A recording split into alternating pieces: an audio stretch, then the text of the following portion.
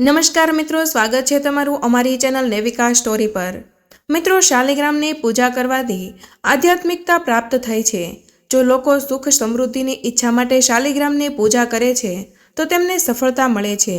શાલિગ્રામ પૂજનથી આર્થિક લાભ થાય છે, શારીરિક સુખો પણ પ્રાપ્ત થાય છે। શાલિગ્રામને ઘરમાં રાખવાથી અનેક ચમત્કારી ફાયદા થાય છે। જે ઘરમાં શાલિગ્રામની પૂજા થાય છે તે ઘરમાં લક્ષ્મીનો સદા વાસ રહે છે। શાલિગ્રામની પૂજા કરવાના અમુક નિયમોનું પાલન કરવું જરૂરી છે। આ નિયમો નીચે મુજબ છે। શાલિગ્રામમાં ભગવાન વિષ્ણુ બિરાજમાન છે। શાલિગ્રામના 33 પ્રકાર છે, જેમાંથી 24 ભગવાન વિષ્ણુના સ્વરૂપ સાથે સંકળાયેલા જોવા મળે છે। તો મિત્રો, શાલિગ્રામના ફાયદાઓ જાણ્યા પહેલા કૃપા કરીને વિડીયોને લાઇક કરીને ચેનલને સબસ્ક્રાઇબ જરૂરથી કરી દેજો અને કમેન્ટમાં જય શ્રી ભગવાન વિષ્ણુ જરૂરથી લખી દેજો અને વિડીયોને અંત સુધી જોતા રહેજો। શાલિગ્રામ શિલા રાખવાના આ મુજબ ફાયદાઓ છે। નંબર 1, શાલિગ્રામને ભગવાન વિષ્ણુનું સ્વરૂપ માનવામાં આવે છે, તેથી તેને ઘરમાં સ્થાપિત કરવાથી ધનની દેવી લક્ષ્મી સ્વયં પ્રસન્ન થાય છે। જે વ્યક્તિને એકવાર માતા લક્ષ્મીનો આશીર્વાદ મળે છે તેનાથી ગરીબી દૂર રહે છે। આવા લોકોને ક્યારેય પૈસાની કમી આવતી નથી। તેમનું જીવન સુખ, સમૃદ્ધિ અને વૈભવ સાથે પસાર થાય છે। નંબર 2, જે ઘરમાં દરરોજ શાલિગ્રામની પૂજા કરવામાં આવે છે તે વાસ્તુ દોષ અને અવરોધો આપોઆપ દૂર થઈ જાય છે। જો કોઈ ઘરમાં વાસ્તુ સંબંધિત સમસ્યા હોય અને નકારાત્મક ઉર્જાનો પ્રભાવ વધી રહ્યો હોય તો ત્યાં તરત જ શાલિગ્રામની યોગ્ય પૂજા કરી સ્થાપિત કરવી જોઈએ। શાલિગ્રામમાં વાસ્તુ દોષ દૂર કરવાની શક્તિ હોય છે। નંબર 3, વિવાહિત જીવનમાં સુખ। જો પતિ પત્ની વચ્ચે તકરાર વધી ગઈ હોય અને સંબંધ તૂટવાની અણી પર પહોંચી ગયો હોય તો શાલિગ્રામને આવા ઘરમાં રાખવા જોઈએ। શાલિગ્રામને હંમેશા તુલસીના મૂળ પાસે રાખો અને તેની નિયમિત પૂજા કરો, તેમજ દર વર્ષે તુલસી વિવાહના દિવસે શાલિગ્રામને તુલસી સાથે વિવાહ કરાવો। તમારા વિવાહિત જીવનમાં ખુશીઓ આપોઆપ આવવા લાગશે। નંબર 4, તીર્થ સ્થળની યાત્રા કરવાથી જેટલું પુણ્ય મળે છે, ધાર્મિક શાસ્ત્રો અનુસાર જે ઘરમાં શાલિગ્રામની સ્થાપના કર્યા પછી તેની નિયમિત પૂજા કરવામાં આવે છે ત્યાંના તમામ તીર્થ સ્થાનોથી પણ લોકોને શ્રેષ્ઠ પુણ્ય મળે છે। તેના નિયમિત દર્શન અને પૂજા યજ્ઞ અને તીર્થ સ્થાનો પર પવિત્ર સ્થાન જેવા જ પરિણામો આપે છે। એવું કહેવાય છે કે શાલિગ્રામ શિલાનું પાણી ઘરમાં છાંટવાથી નકારાત્મક ઉર્જા દૂર થાય છે।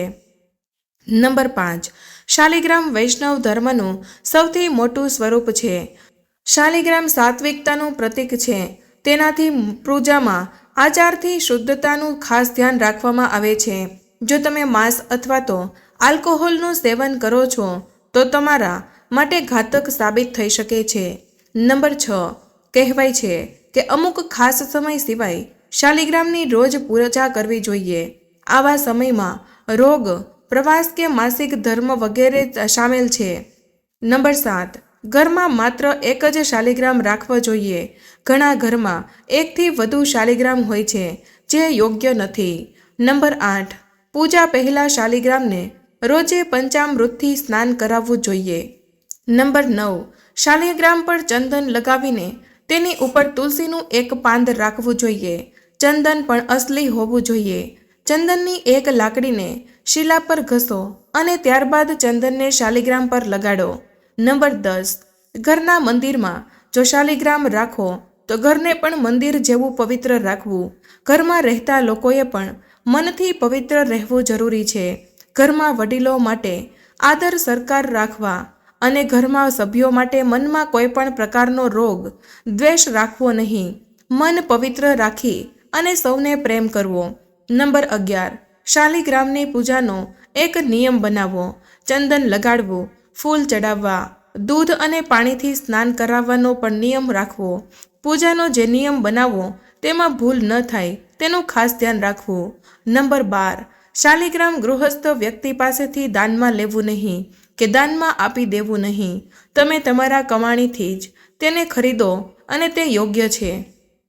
નંબર 13, શાલિગ્રામ એક જાગૃત મહાદેવ છે, જેમાં વિષ્ણુનો પણ અંશ છે। શાલિગ્રામનું કદ સૂક્ષ્મ માત્રામાં વધે છે। જે રીતે બ્રહ્માંડ, આકાશ ગંગા, સતત વધે છે તેવી જ રીતે શાલિગ્રામ પણ વધે છે. નંબર 14, શાલિગ્રામની નિયમિત પૂર્વક પૂજા ન કરો તો ઊંધો પ્રભાવ પડે છે. જો પૂજા ન કરી શકાય તો શાલિગ્રામને નદીમાં પ્રવાહિત કરી દો. નંબર 15, આ પવિત્ર પથ્થરને નારાયણનો અવતાર કહેવામાં આવે છે અને ભગવાન વિષ્ણુને શાલિગ્રામના રૂપમાં તુલસી સાથે વિવાહ કરવાથી ઘરમાં ધનની કમી, પરેશાનીઓ અને રોગો દૂર થઈ જાય છે.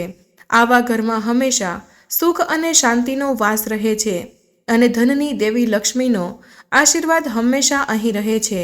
શાલિગ્રામ જો ઘરમાં હોય તો તે માટે સાવધાની રાખવી પણ ખૂબ જ જરૂરી છે. જેમાં નંબર 1, શાલિગ્રામ પૂજાથી આધ્યાત્મિક લાભ મળે છે. જે વ્યક્તિ આધ્યાત્મિક તરફ જવા ઈચ્છે છે, ધ્યાન કરવું હોય તો તેને શાલિગ્રામની પૂજા જરૂર કરવી.